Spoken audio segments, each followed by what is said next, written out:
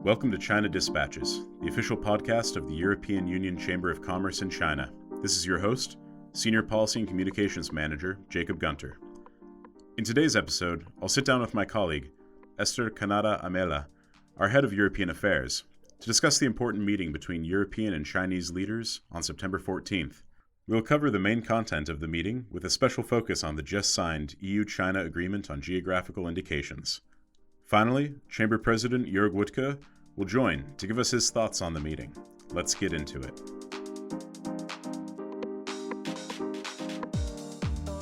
So for our listeners, this was recorded on the 15th of September, one day after the September 14th meeting. So of course, things may have changed in the meantime. We'll have to see how that develops.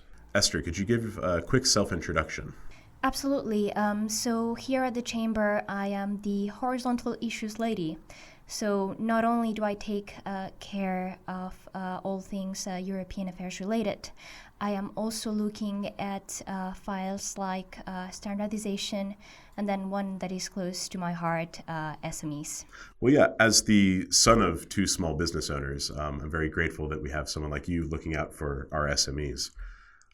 So let's jump right into this meeting that happened on the 14th. So could you give us some background first, Esther? So as everybody at this point knows, 2020 was supposed to be the EU-China year. And then, COVID-19 happened. So by April or May, there was a sense of, we're dealing with a crisis. What is going to happen with this year that was supposed to be our year, our EU-China year? And that is when it was announced that there would be a summit in June. After that, there was some progress over the summer in terms of high-level meetings. There was a high-level economic dialogue between Executive Vice President Dombrovskis and Vice Premier Liu. And then, the 14th of September was also a big date originally in terms of high-level meetings between the EU and China. As you may remember, it was the date where the Leipzig summit, a high-level summit with leaders from the European Union and the 27 member states, was supposed to happen in person in Leipzig. That, of course, was not possible due to COVID-19. However, leaders from the EU and China decided that if it was not possible to organize an in-person meeting, at least there should be high-level discussions online. Again, this meeting was held from the European side by President of the Commission, Ursula von der Leyen, President of the European Council, Charles Michel, and Angela Merkel on behalf of the German presidency to the Council of the EU. And then from the Chinese side, it was led by President Xi. Now, perhaps let me add something here. It may sound pretty much a bit of a baseline. However, the fact that a high-level meeting was held on the 14th at all is, really, it is an important, significant in itself. It's not really a given, considering how things are going in the global arena these days. And I think that it's also very important in the sense that, in terms of the CAI, which we will discuss a bit later on, the European side really stressed on the June meeting that unless there was a high-level commitment from Chinese leaders at the political level, concluding an agreement by the end of 2020 would not be possible. And I have to say that from the Chinese side, there has been a response. Again, we see that in the high-level economic dialogue in July, and of course, with this meeting. Good. So where was some of the progress specifically on tangible subjects for the Comprehensive Agreement on Investment, the CAI? Let me give you a bit of a background first. By May this year, a lot of people were thinking CAI is dead. However, following the high-level engagement in the EU-China summit in June, and then the high-level economic dialogue, which was coupled by some quite intensive work at the technical level, both sides were able to announce that there had been some progress on really important files, especially for us at the European Chamber. Those files were subsidies, SOEs, and forced tech transfer. So again, that is positive news from our side. However, the devil's in the detail. And I think that European leaders said it very well in their statement. The fact that there is a lot of work to do. This is the final 100-meter run, and there are still important obstacles and things to smooth out.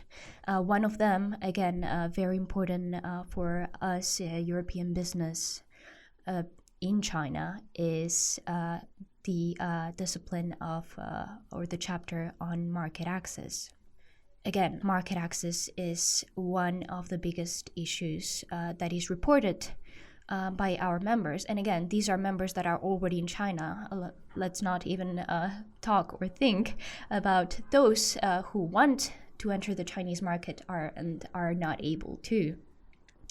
So again, market access is a really important aspect of a truly comprehensive agreement on investment. And again, it touches upon some of our, I would say, our biggest sectors and industries in the EU. We're talking market access for financial services. We're talking market access for the automotive industry. We're talking market access for ICT. So this is one aspect. So market access is one of the big commitments that we still need to see more from the Chinese side to get the EU to agree. What are the other big sort of hurdles that still need to be overcome? Well, I would say that the most important one, and this is looking towards a conclusion and towards the ratification of the CAI, is the sustainability chapter. This is going to be extremely important when it comes to national parliaments ratifying this agreement. I mean, we have seen that there have been hurdles in the past with agreements like the one with Canada. So again, something important to take into account. Now, there were also some high-level dialogues that were established. Could you give us a little introduction on these? A very short overview. There was established a high-level dialogue on environment and climate change.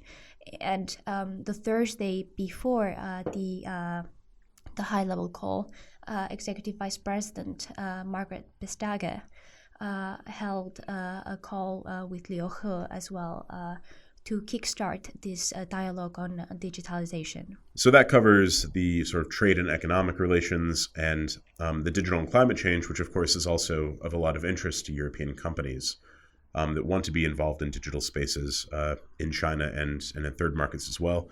And of course, climate change, a lot of European companies are on the cutting edge of various green practices, but also of renewable energy technology and the likes. Okay, so one of the perhaps the most tangible outcome, I think, of this meeting was the final conclusion and signature on the agreement on geographic indications. Now, some of our listeners who are not European may not know very much about this agreement or even what geographic indications are. So can you start by giving us a bit of background on what is a GI and why do they matter? Absolutely. Again, the European Union attaches quite a lot of importance, the European Union and its member states, to the quality of its products and the origin of, again, agricultural products plays an important part in determining their specificities. The uniqueness of again these foods and beverages. That's why such a thing as geographic indications exist, and their goal is really to protect the uniqueness of these products. Let me just give you an example. You have, I'm sure that everybody knows what champagne is. Excellent, bubbly, and specifically produced in the region of Champagne. So, for instance, a beverage that would be produced in the same manner in another place, for instance, in Catalonia, could not be called champagne. It has to be called cava. So again, geographical indications are very important in the EU. There are thousands of geographical indications, and out of these thousands, the EU is also protecting the geographical indications of certain third countries. And China now has joined the ranks. So that means that Chinese products will also be protected in the European market.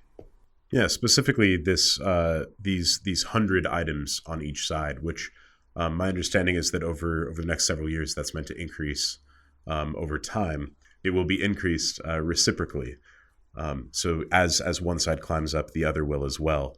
I think this is obviously an important economic arrangement, and it's actually one of just a handful of really solid economic agreements that exist on a bilateral basis between the EU and China. But what's the tangible value? I'd imagine a lot of our listeners would think, oh, wow, 100 different items from the European side can now have their geographical indications protected in China.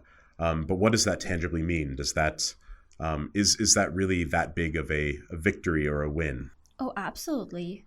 As I mentioned before, agriculture is again really important and a big bulk of the economic activities in the EU. And let me just give you an example. In 2019, China was the third destination for AFB products from the EU. And if we have to talk about numbers, the value reached 14.5 billion euros. That's not peanuts. And also, China is the second destination of EU exports and products that are now protected as a geographical indication. So my take is that now that we have this agreement, which will enter into force in 2021, that means that European producers will be able to export more of their protected products, and that Chinese consumers will also be protected when they purchase them. They will know that what they're buying is legit. It's the real deal. And again, I think that is something that the Chinese consumer will attach quite some importance to.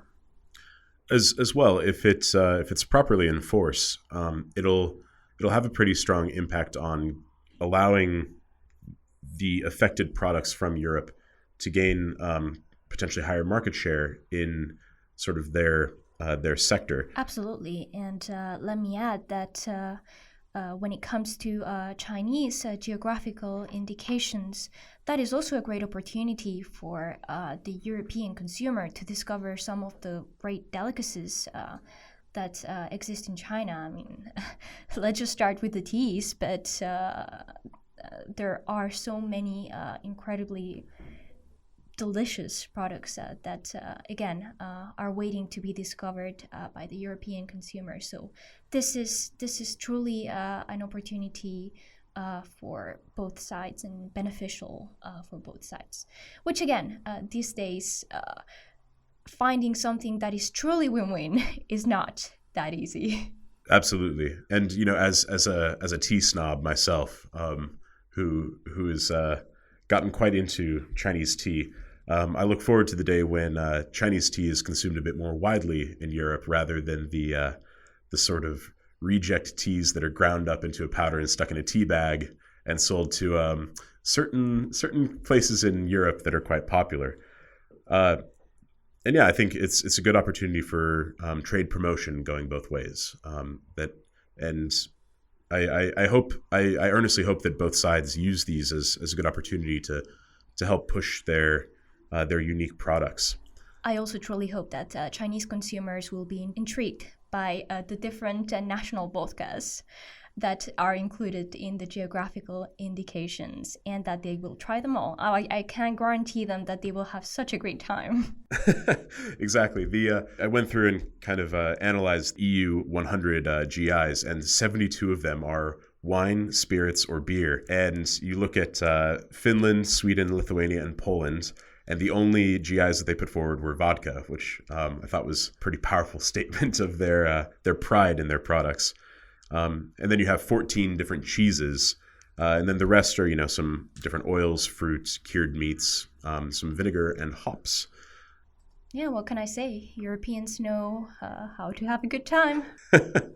Indeed. But yeah, hopefully, I know especially on the wine front, there have been issues over the years of kind of wine scandals here in China where certain French or Italian or Spanish wines are labeled as these very expensive, prestigious wines. And of course, it turns out that it's just bad wine put into those bottles and given those labels. And this has really turned a lot of, middle class and high-end consumers in China off of these nice imported wines because they're being literally swindled. So hopefully this adds yet another layer of protection.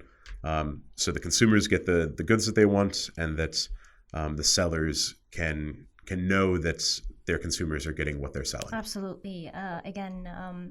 I think that these recent scandals, not only on wine, but also we have had issues with cheese, and they have definitely harmed both European companies and producers, but also the Chinese consumer. So again, good that now we have this agreement in place, and hopefully these will smooth out some of the existing issues. Hopefully indeed. Well, thank you, Esther, for joining us on this episode. It's been a pleasure to have you on, and we hope to hear again from you in the future. Absolutely. Thank you, Jacob.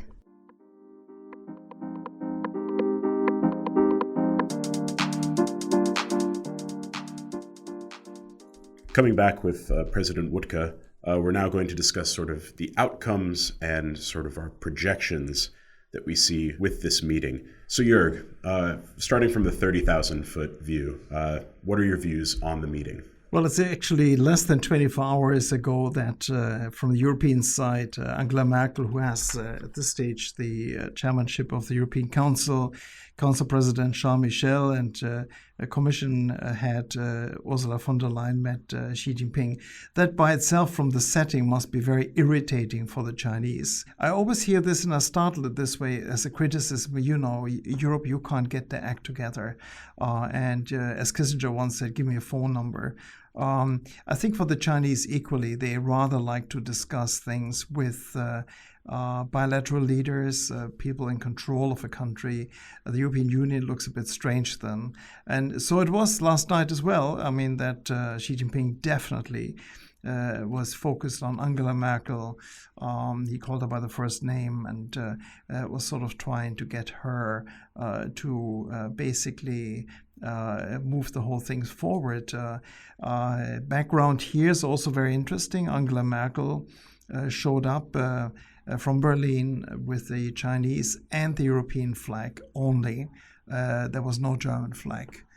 Again, something which is very hard for the Chinese to understand, that someone thinks about multilateral organization first and not about their own country. So there it is. We have a division of work among these three European leaders. And Angela Merkel is by far the most experienced one. And apparently it was very amicable. But there was a long discussion going on human rights.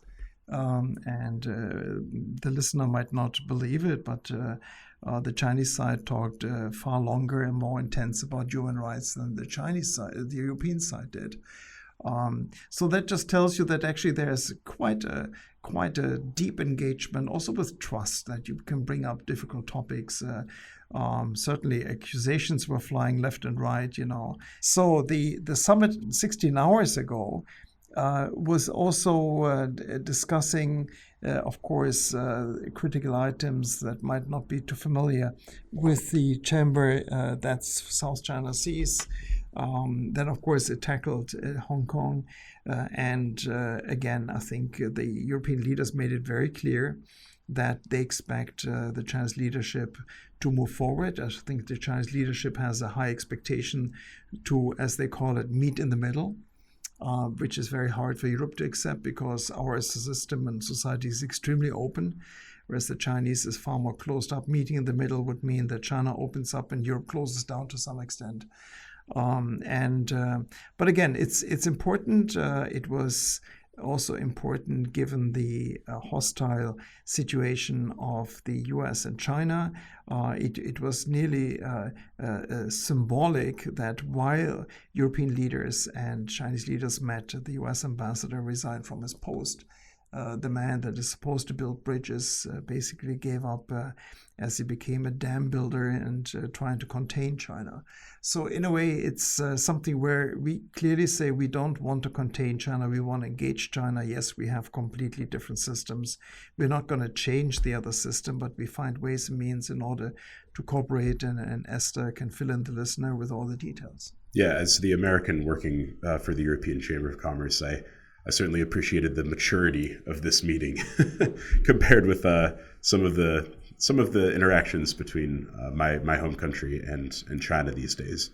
And I think it really reflects well on both sides that they are in fact able to raise things like human rights, like Hong Kong, like Xinjiang, in, if not a productive way, at least a straightforward and earnest way. Okay, Joerg, so after this meeting, how optimistic are you that the CAI can be concluded by the end of the year? That is very hard to say, and I must say, again, in May, I labeled it as dead. It was comatose in certain parts of the year. It revived again. There was a real push from both sides, including also quite some development on the Chinese side, but it now, I think, reaches the final stretch.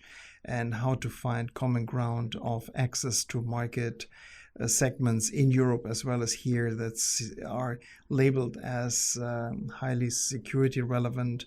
That is frankly beyond me. Again, business wants it. We want the deal. We want to have milestones. We want to have a success story. In particular, if you also keep in mind that we have the elections in the US and everything points towards more decoupling. By the way, I'm doing this here as an advertisement. The Chamber is working on a decoupling study. We need the members' help to derive the relevant information, questions, and so forth. And we go live January 7th in order to prove to the world that we don't like decoupling.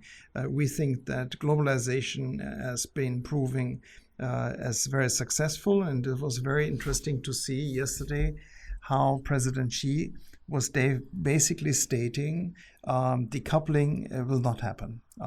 He really sees Europe as a partner where decoupling should not take place, and I hope the study that we bring forward makes that point too. She was talking also about a couple of things like the necessity of, like in a ship, having ballast that stabilizes the ship in stormy weather conditions. The ballast being policy making and decision making in China and the European Union. And again, he sees two regions together being the ballast in order to basically stabilize the ship. So there is common ground, and we should study this in great detail. We will engage in the Chamber with the decision makers that are advising the president of China and see what we can do. But again, not much of optimism left in me. Okay, well, thank you, Joerg, for joining us, and thank you for explaining the position paper and some of your views on the September 14th meeting. Thank you very much for the opportunity, and I hope the listeners liked it, and even better if they give us feedback on what the Chamber can do in order to be even more relevant and successful. So thank you, Jay.